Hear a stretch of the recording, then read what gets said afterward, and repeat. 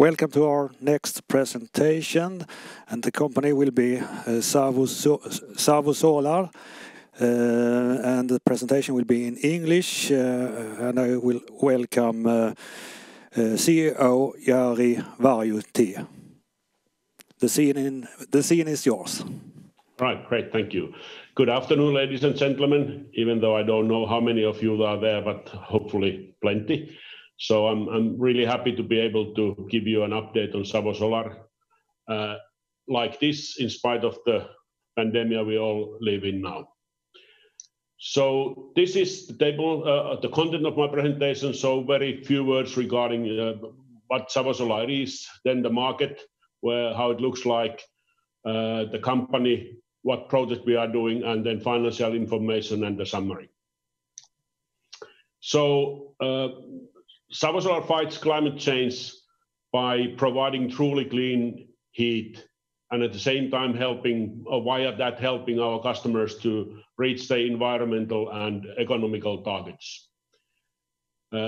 We do and deliver large-scale solar thermal energy production systems, solar heating systems for district heating and industrial customers.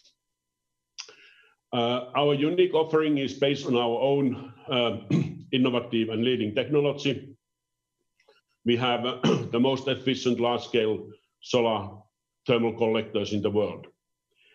And with our technology, high quality and leading technology, our customers are able to produce clean heat more than 20 years with a stable, competitive cost. We have been founded in 2010, so we are a bit more than 10 years old now, but we started to specialize in the large-scale systems in 2016. And after that, already now in 4 years, we have been able to build up a quite big reference base that is more than 100,000 square meters in Europe. So this is how it looks like. This is the largest system we have delivered so far, almost 21,000 square meters for district heating company of Grenaa in Denmark. And it has been operating almost a year now. Then about the market. So the market is very active, both in the district heating and industrial processes side. It depends a little bit on countries where you are, which one is more active. And as I think we all have seen that in spite of the COVID pandemic, the production of the renewable energy has been growing, and there are more and more need for that. So there is a push for renewable energy production to build up that more and more, even though we are living in a challenging world at this moment. And main reason for that, of course, is that most of us want to fight against the climate change and do the actions that are targeted to reduce the emissions, CO2 and other, and slow down and stop the climate change. And there are many countries who are very determined to accomplish these climate targets. And in some of those, or many of those, large-scale solar thermal will be an important role.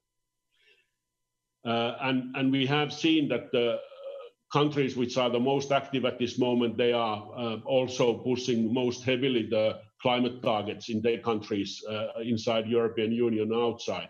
And they are, Germany and France as discussed already many times, but also now it looks like Holland, Poland and China. China is setting big targets for coal-free energy production, coal-free environment. And market is growing in many places. And the biggest player earlier was Argon Sunmark, and they are now out of the business. So that means that the companies who already have experience and credible references have a even bigger potential to find new customers, new markets, and then grow. And that applies especially for us, because at this moment we are from the reference base calculated, we are the biggest supplier who is still operating in the industry. So we are delivering in two different segments. Solar district heating is the other one. So Denmark has been far the biggest market so far, not only in Europe, but worldwide also. And now it has been slowed down for a while. Let's see how what happens in the future. But from this chart, you can see how big Denmark is compared to any other country. But it's interesting at this moment, France and Germany, for example, they are pushing heavily that they will, in our mind, will come to the same levels in the future, even pass by the Danish installation capacity. And this is telling a little bit about the German targets. So this is the governmental target, how they will, what type of energy mix they will have in 2030 and 2050 in the district heating generation. So this is all for district heating. And you can see that on the right side, the black coal and brown coal is going down very rapidly. Gas is going first up and then going down. So it's a temporary solution. And very interestingly also in Germany, they are very clearly stating that biomass is now rather high, but they want to go down with that. They don't want to burn anything. And as you see that the solar thermal is growing, and you see there's now 1 terawatt hour, and then this is 8 terawatt hours per year, and then 19 terawatt hours per year. And what does it mean? It basically means that if the 8 terawatt hours would be divided evenly in the coming next 10 years, it would mean 1 million square meters of large-scale collector systems in district heating in Germany only. And now the government is really working towards this target, and all the companies, district heating companies, are working to meet these targets, not going evenly year by year, but it will be accelerating. And that looks very promising in that sense. Then the other segment we are delivering our systems is the industrial process heat. So industries need heat. And this on the left side, the blue circle, you can see the division of the energy consumption in the world. And you see that 37% of the energy is used by industries. And only 20% of that energy is the industries are needing electricity, and rest is heat, different temperature level of heat. So it can be 500 degrees or it can be 50 degrees. And the low temperature heat, where we are focusing in, it's anyhow significant part of the whole heat production or need in the industry. And one important thing to understand is that when the climate change is heating the globe, hopefully not too much, and we are, everywhere we build better houses which need less insulation and so on. Basically the home heating of homes is going down, but at the same time it looks like that the industries are anyhow growing and needing more and more heat. So that growth is coming from growing heat need, and at the same time they also want to do rather clean heat, or they are forced to use clean heat instead of burning coal or oil. So the potential is huge.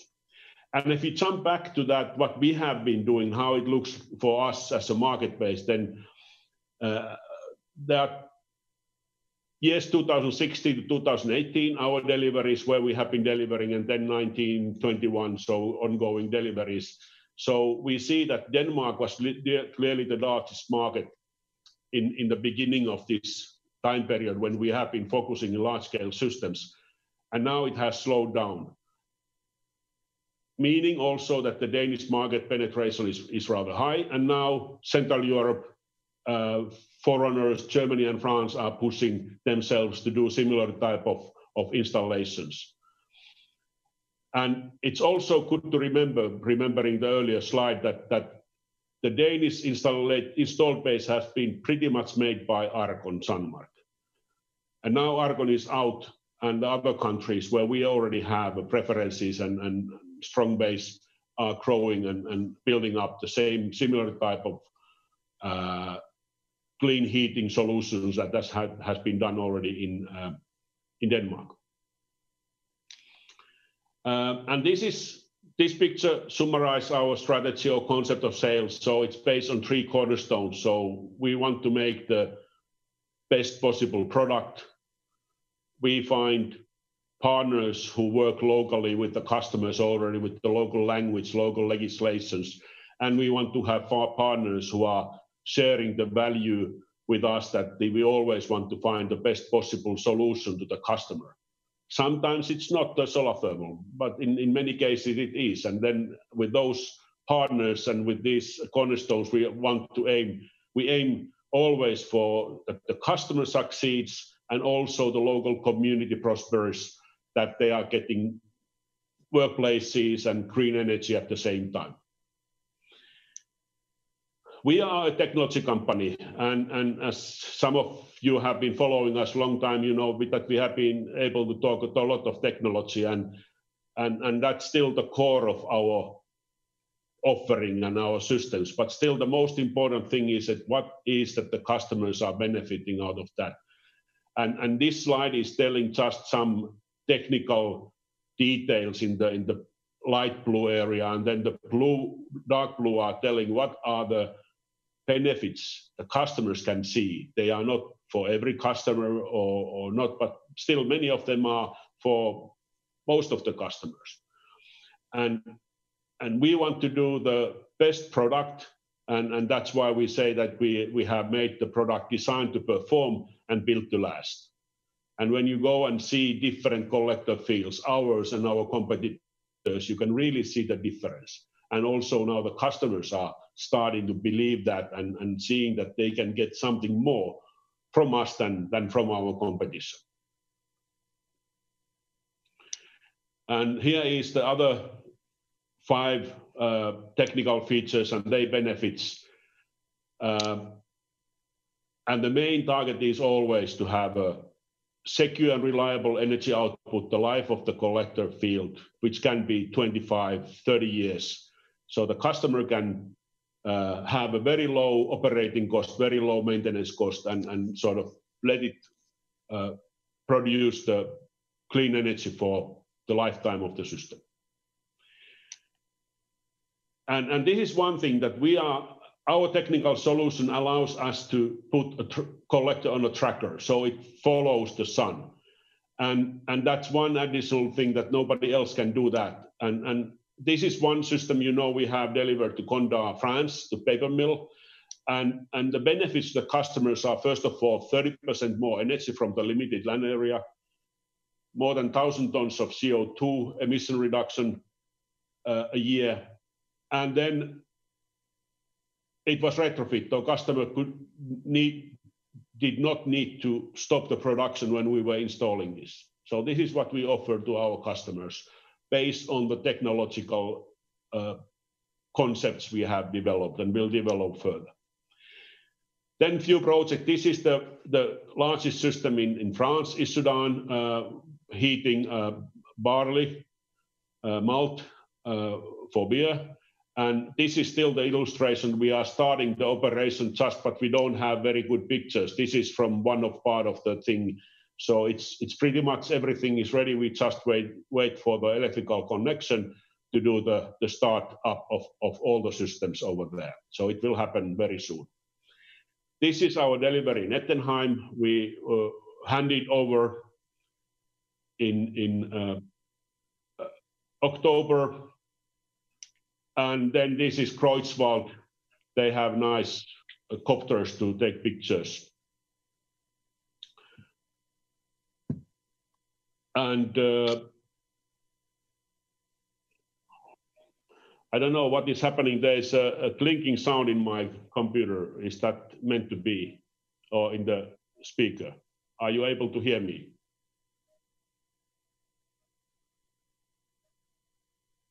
Okay.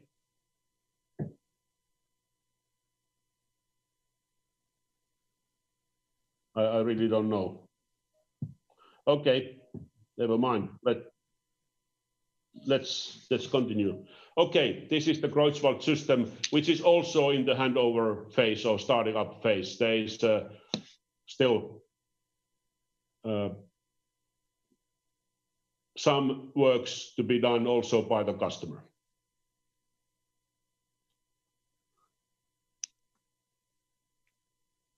So just checking, are you still hearing me? Okay, great. Sorry.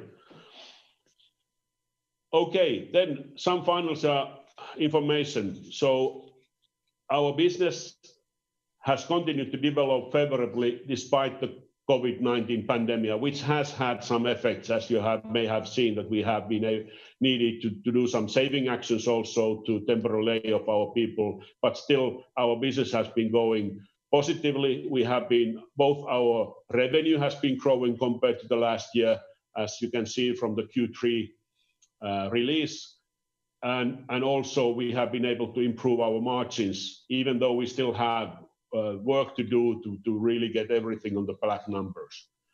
And as you can see also from the pipeline numbers, that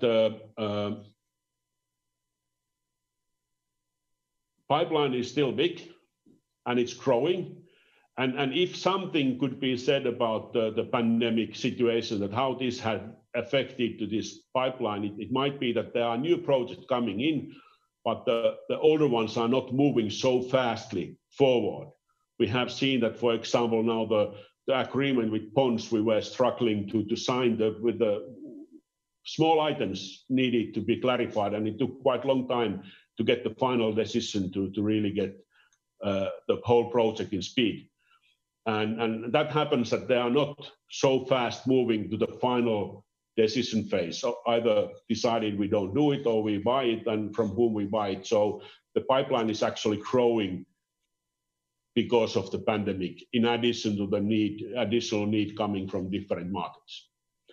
So our order backlog end of Q3 was 2.2 million, and now as we released last week that we finally signed the Pons agreement, and we work hard, of course, to still continue to get more orders this year and continue that growth next year.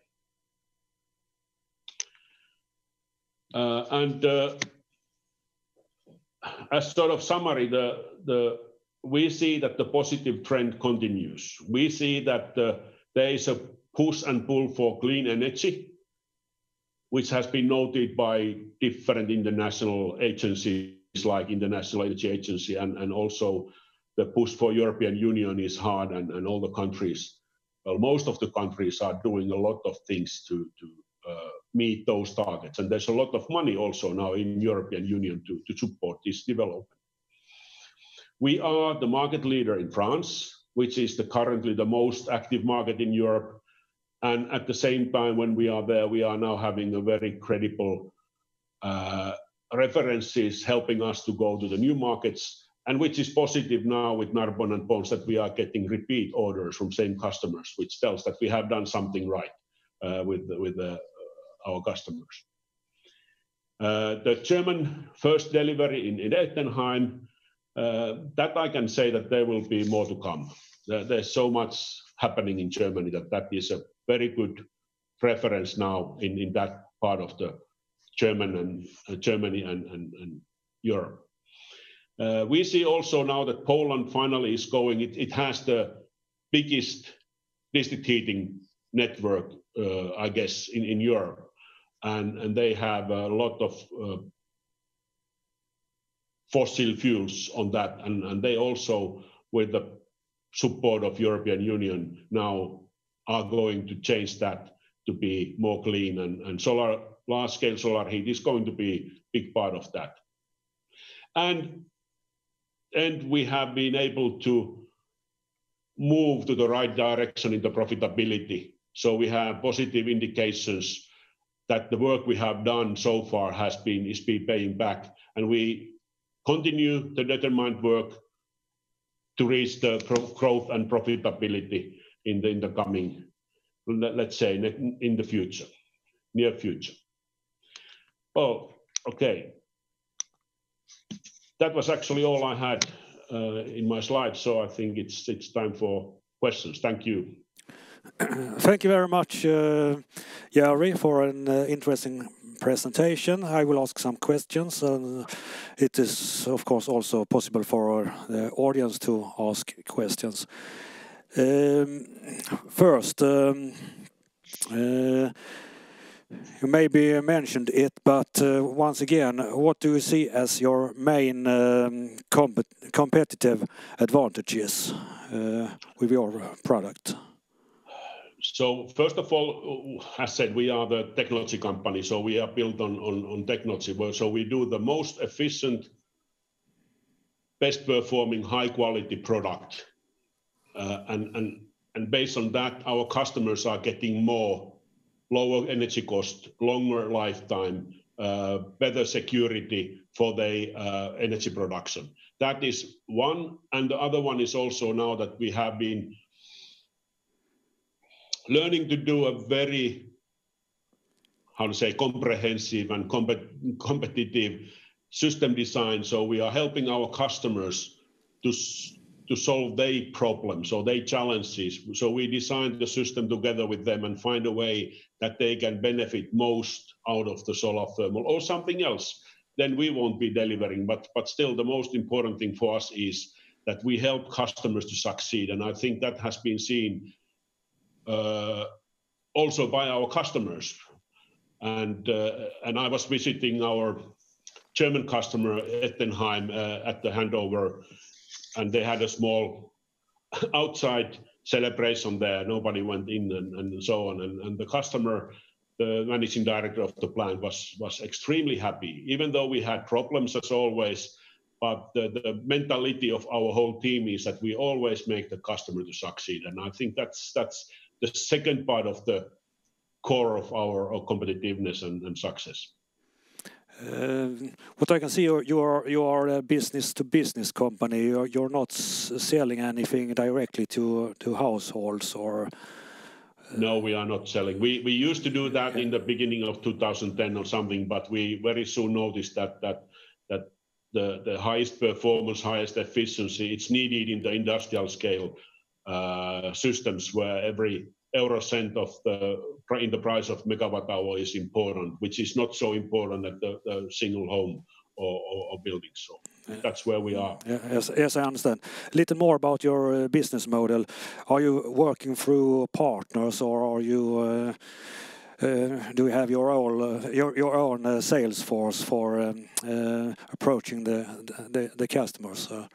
So we have partners who are finding the leads and bringing the leads to us, and then we are delivering the systems in most cases with these partners. And it depends where we are. In Europe, for example, we have our own sales forces, and we always send our own project manager also to be there and in front of the customer and do the things. But we, of course, when we go to France, for example, we have maybe 1 or 2 people there, our own people, when doing the delivery.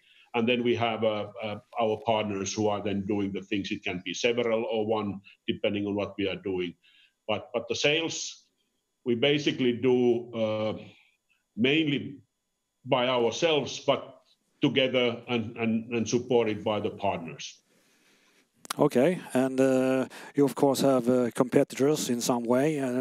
How would you describe the competitor landscape? How do you describe your closest competitors? Well, there are only few, I would say, after Argon Sunmark left the arena because of their owners' decisions to focus in something else. Then I would say that we have 2 global players who we may meet in different places wherever we go. Then, for example, in Germany, they have a very strong base of small collector manufacturers, long time doing that. There we face local companies. Then when we go to China, of course, there you have a lot of different companies who are building, who are competing, but they are not yet, at least outside China. So we can, in Latin America, there are some local companies. So basically the landscape is such that we are having only few global companies who we meet everywhere. Otherwise, there are always some local companies who try to do that. But we can say now that we have, we are the most experienced or have the largest reference base of the large-scale systems in this size of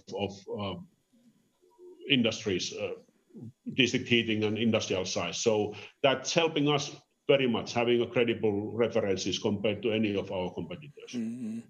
If I understand it correct, your income is coming from selling the product or the system, but do you also have some income from, let's say, license fees or service and maintenance or something like that? We don't have license fees, not yet at least. Future will tell. Is that something that we can do in different parts of the world? We do some service or let's say operation and maintenance agreements to our customers. But from our point of view, these systems are rather easy to use and very long lasting. So the maintenance needed is very small. Okay. So it's not really bringing us any significant revenue, and we don't see that as a big part of that. So it's selling the systems mainly at this moment, and also in the near future we see it like that. Yes. Okay, and let's look. Of course, we're always looking into the future, but let's look a little more in the future. Where do you think you are? What financial goals have you formulated in, let's say, 3 years or 5 years or something? Well, we have not given any goals, public goals. What we have said, of course, that our sales margin, or let's start that we have said that from our existing factory, we are able to produce collectors so much that we are able to do turnover 20 to 30 million euros. So that at least is our target range. That is where we are aiming to be above 20 million euros revenue company in the coming years. And at the same time, of course, we have said that our margins will be clearly on positive. And your gross margins, or sorry, you're talking about your gross margins. Yes, gross margin. Yes. Yeah. And but as I said, we don't give the forecast, but still, it needs to be, I would say, double digits, and bigger than one, the first one. Okay, and your financials, I think, if I'm not for the moment, you have some warrants outstanding, which are going to I don't find the right word, but I think there is a emission just for the moment. The warrants are now in subscription, started yesterday, so that this and next week they are there, and yes, so we are. And they are in the money, so you. They are in the money. Yeah. So there is a real possibility you will get them money into your. They are account. in the money, and as always, I do my share also. I'll buy my shares too. Yes, we have got a question from the audience. Do you have any operations going on in North America? No, at this moment we have clarified 2 times the North America, mainly the California area, because they have a big interest to go for clean energy production, and they have a lot of subsidies, and they are pushing that. But not yet anything in North America. But we are every now and then checking out the situation, and we have some friends or previous colleagues that are over there. So maybe, but at this moment, no. Okay, and I think yes, the money you hopefully will get through the warrant mission. How long will that money take you?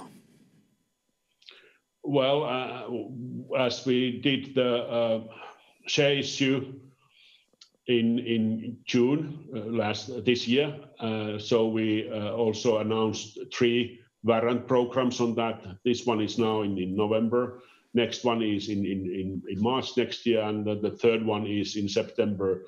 And we basically believe that these are taking us quite nicely, rather long. So this money, of course, at least until the March,